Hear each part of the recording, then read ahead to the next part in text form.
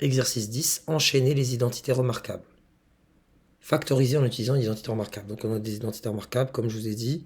Ici, d'abord je vais la mettre dans l'ordre pour avoir du x dès le deuxième terme. Donc ça me donne x au carré moins 28x plus 196. Là, vous avez plusieurs possibilités. Soit vous connaissez vos tables, soit vous essayez d'extraire le deuxième terme à partir de ce 28x. Ce que je vais faire, c'est ce que je vais faire là. C'est, imaginons qu'on ne connaît pas notre table. Donc je donne x au carré. Ce moins 28x, c'est en fait moins 2 fois ce premier terme qui était x, donc moins 2 fois x. Moins 2x fois combien me donne 28x? Et je vois que c'est 14. Et là, j'identifie le 14.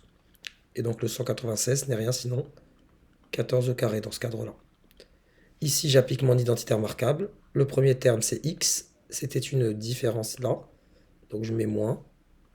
Ce terme-là qui était élevé au carré 14. Et je mets tout ça au carré. Pour le deuxième, pareil, je mets tout ça dans l'ordre. J'ai 121 x au carré plus 110 x plus 25. 121 x au carré, c'est en fait entre parenthèses, c'est la quatrième fois qu'on le rencontre ce 121. C'est en fait 11x le tout au carré, plus 2 fois, donc 11x, 2 fois 11x, c'est 22x. Et 22x pour aller jusqu'à 110, c'est x 5. On peut directement le décortiquer comme ça. Le 110x, c'est 2 fois 11x parce que c'est 11x mon premier terme. Donc 2 fois 11x, c'est 22x. Et 22x pour aller jusqu'à 110x, c'est x 5. Et c'est totalement cohérent avec le 25 qui vient derrière, qui est 5 au carré. Ça me donne donc 11x. Là, c'était une somme, donc je mets plus. Ce terme qui a été élevé au carré, donc plus 5 au carré. Ici, c'est l'identité remarquable du collège. 100, je l'identifie comme étant 10 au carré. Et moins 49y comme moins, entre parenthèses, 7y qui est élevé au carré. C'est parce que 7y fois 7y, ça me donne bien 49y au carré. J'applique mon identité remarquable. 10 moins 7y, facteur de 10 plus 7y. Ici, il faut avoir un peu de jugeote et identifier le 9 sur x au carré comme étant entre parenthèse, la fraction suivante, 3x au carré, parce que la puissance, l'exposant va se distribuer sur le numérateur et le dénominateur. 3 au carré me donnera 9, et x exposant 2 me donne bien x au carré.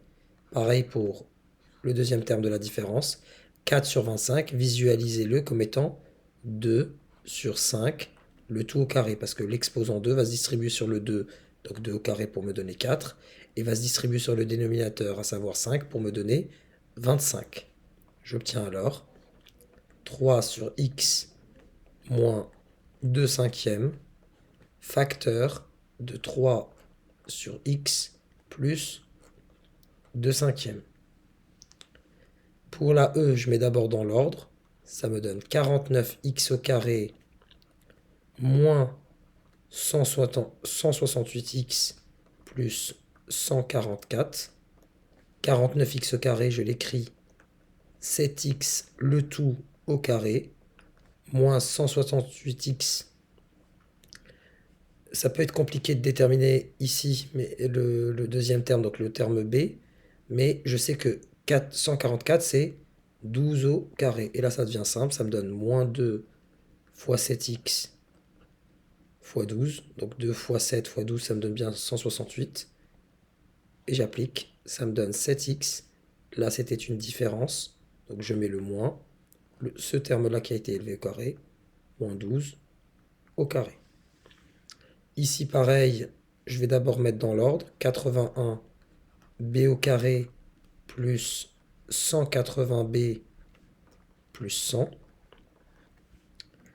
81b au carré, je l'écris 9b le tout au carré. Je rappelle que 9 au carré vaut 81.